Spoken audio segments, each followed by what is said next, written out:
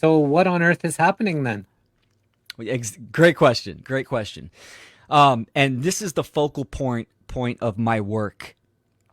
My motto is simplify the profound. Taking these deep, esoteric concepts, categories, and how do they apply to the real world, our modern age? There's so much great wisdom from the past and from the ancients, but if it's not applicable, if you can't apply it in your life and to what is going on in the world, it's useless. It's just empirical knowledge. You can't do anything with it.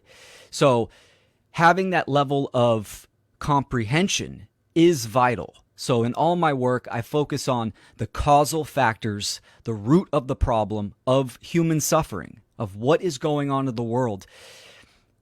And especially with the pandemic, there's a great awareness that something's not right for humanity, for the planet. A lot of people understand, governments are tyrannical. The corporatocracy is, out of control and is also tyrannical. A lot of people understand this, but to diagnose a problem, we need to have a correct diagnosis. Diagnosis means by way of knowledge. So I focus on the cause, any cause, is in the metaphysical realm. It is in the realm of mind and thought. So when we look at the world today and we see all this control, coercion, duress going on, there's a reason for that. And that reason stems in the minds of people, of the majority of people. So focusing on nature, like I said earlier, and how nature operates, how reality operates, this is fundamental. We need to understand that we need to have these first principles on how the self, meaning our mentation and how we operate and function in reality, but also reality itself. The law of manifestation. There's a lot of misdirection out there, but focusing on these laws and knowing that the collective is comprised of individuals. So what an individual does matters. The energy, the ion, the action that they perform in the world adds to the pot. When you aggregate all the individuals, you have the collective. So what's the condition of humanity? The aggregate condition, the collective. So looking at it from that lens, this gives us a peek into the average individual's mentation, mind, psychology. So to put it very simply, and I can, unravel this as well, but I'll lay out the blunt, hard truth. The majority of human beings in the world do not know how to think correctly.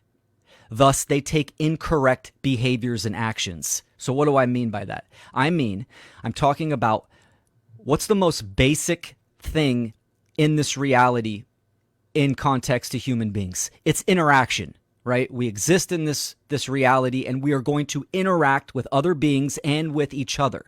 So what is the condition of that interaction, right? This is morality. Morality is the difference between right and wrong behavior. When I say this term morality, this is the crux of what I'm talking about. When I say morality, a lot of people, maybe even a lot of viewers right now, they immediately think of religion. Religion itself, the cultural religions have co-opted this term morality, the difference between right and wrong, and they have used it for their benefit. So this is not what I'm talking about. I'm talking about inherent in reality, in nature. We are going to interact with other people, and if we initiate harm or aggression, that is a wrongdoing. This is an immoral act.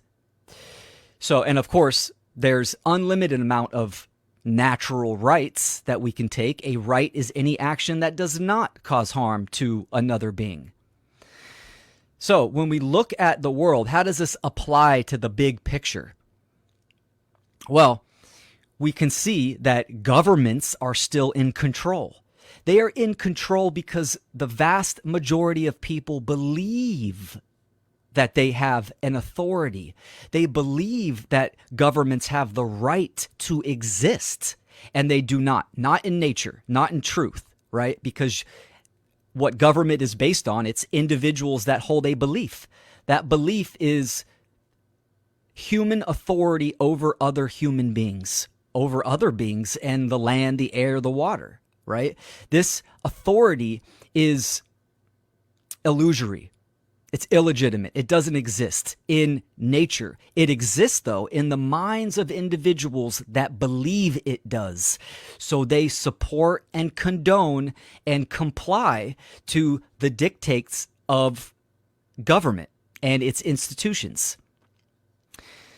So, understanding that by this compliance, by this belief in human authority, this will dictate and influence one's behavior.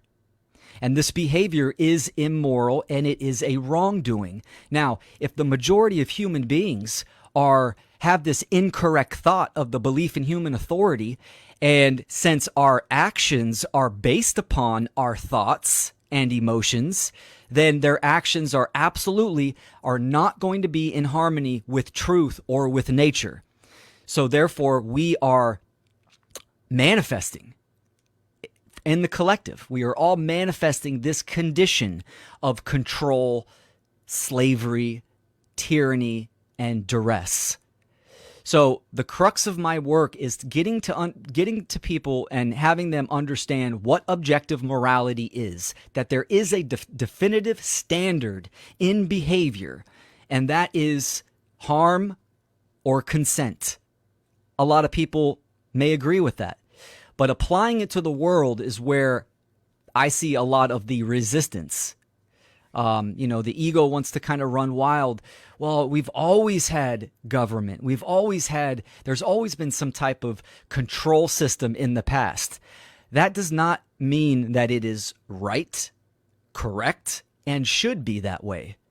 All interactions should be based on voluntary interaction, consent.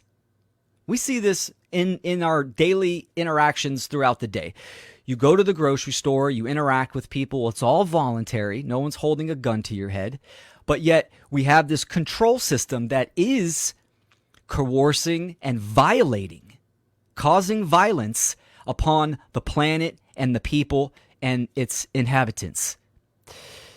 So understanding objective morality and that the law of manifestation, it's based upon our actions. It's based upon how we actually manifest our current human condition is based upon our actions, right? Because we are acting in the world, we are performing the energy, and that has that's the cause, and there is an effect.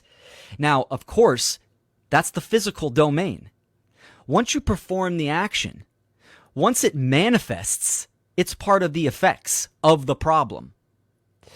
So the cause is always in the metaphysical realm, and that is thought and emotion. So education, by far, is number one. People need to understand what objective morality is. They need to understand the illegitimacy of government and the belief in human authority, and then align their behaviors to truth, to that right action and thought.